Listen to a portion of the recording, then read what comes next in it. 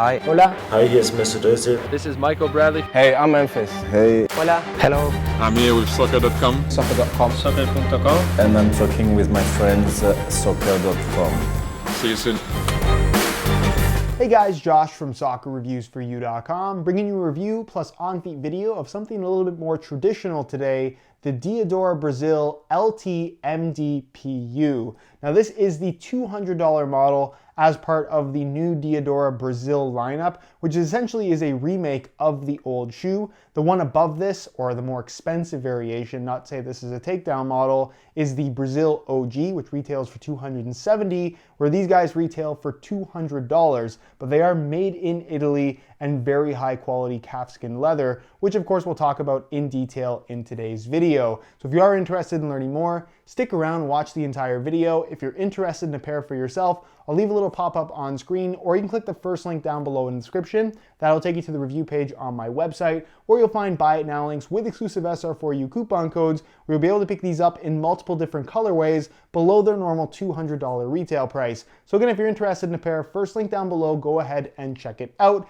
Included with the shoes is a string bag, by the way, so that's always a nice little extra with a high-end boot. So $200, obviously you can buy a lot of different models for that price. Why should you buy this over something like a Copa or something like a Tiempo Legend 6? Well, if you're comparing this to the Legends, it's not a great comparison. This is kind of more old school, compares better to something like a Copa Mundial in terms of having that more traditional design and general feel. Obviously the sole plate and stud pattern is fairly straightforward, very, very traditional, and the upper is pretty plain Jane as well in regards to overall design. With that being said, the made in Italy quality of a Diadora boot is pretty good in regards to leather shoes. Back when Diadora was a much more popular brand, let's say 15 to 20 years ago, they were making some of the best leather quality shoes, in my opinion, that money could buy. Really, really nice, super, super soft. And again, this is the $200 model. You can get the OG variation for an extra $70 that I have on the way, review on those coming soon, that will have slightly softer leather. But with this calfskin material, what you're getting is very soft material. It does obviously require a little bit of break-in time, and it will soften a lot more than how it feels out of the box. But again, really good quality material that softened up significantly after a few hours of wear time. And it also has a little bit of a thicker feel overall, which I would compare kind of more closely to something like a Copa Mundial. So if you do want kind of a more significant old school, heavily padded feel, and even a shoe that just feels more solid and offers a little bit more protection, something like this is definitely worth a look. Because again, you get an entire leather upper, the tongue is leather, the materials on here are absolutely fantastic. There is no complaints on my end in regards to leather quality and the amount of leather that you get on the shoe. So pretty straightforward in regards to design. You can see you have your stitching running through the forefoot and toe box area. It's kind of an interesting pattern overall in that you have this strip kind of running through I guess along the toe and forefoot area, and then you have your more traditional kind of curved stitching across the top of the forefoot. You have some inlay panels right here on the medial side. Obviously your Diadora strips over top in white, which are actually a synthetic material. It's the only synthetic you're gonna find on this particular shoe. And I will say that admittedly, these look a little bit cheap. I wish it was actually leather, but they did it in synthetic for the sake of stability through the midfoot, so it's not all bad. You have the leather through the heel area, which looks really, really good as well. Obviously a central lacing system, which is very straightforward. Nothing too crazy about that. They do include the extra lace hole here at the top as well, so you can get a really nice lockdown sensation in the heel. It does have a leather tongue as well, but the tongue obviously doesn't have a big flap like you'd find on something like a Copa Mundial. Kind of a common characteristic of a lot of these old school shoes. This does not have that, which I personally do prefer. I don't like having the extra bulk across the top of my foot. It's just something that isn't really necessary, and they haven't incorporated it here on this particular shoe. In regards to the heel area, it's got a nice deep fit in the heel, so lockdown is absolutely excellent. You get a really, really nice synthetic, nice suede liner here in the heel area, and it also lines the underside of the tongue as well. Some of the softest heel lining you're ever gonna find on a shoe, so extremely comfortable, and it actually grips your socks remarkably well too. The insole is fully removable, which is kind of surprising because you wouldn't necessarily expect that on this style of a shoe. But as you guys can see, it's a mesh liner on top, a single layer of black foam, and then you have some thicker yellow foam inserts pretty much throughout the entire insole. So it's a double layer of foam, insert in the heel, insert in the forefoot, obviously the midfoot, not necessarily going to be making contact. And then you also have a little bit of a foam piece at the very base of the heel as well. You see that little red circle? That's just an extra layer of foam as well. So you get a good amount of underfoot cushioning. And again, the shoe has a nice, soft, comfortable kind of old school feel overall, which is what you would be interested in if you're even planning on purchasing a shoe like this or considering it in the first place. As far as the sole plate is concerned, it's a pretty straightforward design, a plastic material. It's got decent flexibility to it and will obviously get more flexible as you wear them in. Of course, the quality is top notch. So you have the 3 rivets there at the toe and the 1 single rivet at the very back of the heel, really just strengthening the bond between the sole plate and the upper. So in regards to durability, I would expect these to hold up extremely well. And as far as the stud pattern is concerned, very similar to what you're going to find from a pair of Copas in regards to layout. This was kind of the layout on a lot of old school shoes. One of the signatures of Diadora was kind of the teardrop shaped studs right here at the very back of the heel. But again, it's a very standard layout, not overly aggressive by any means, but pretty good overall. Definitely very usable even by today's standards. Again, it's just a matter of personal preference when it comes to that kind of thing.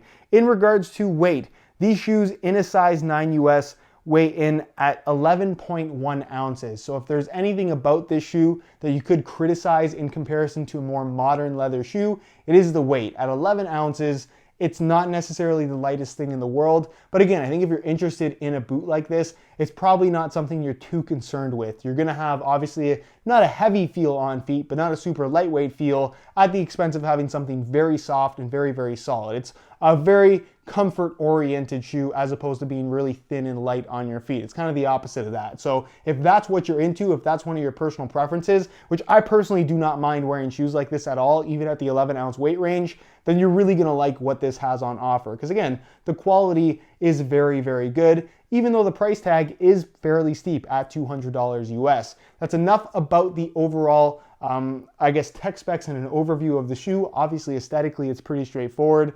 This is the blue colorway with the white detailing. You can see what parts are blue, you can see what parts are white. Let's take a look at how they fit and feel on feet.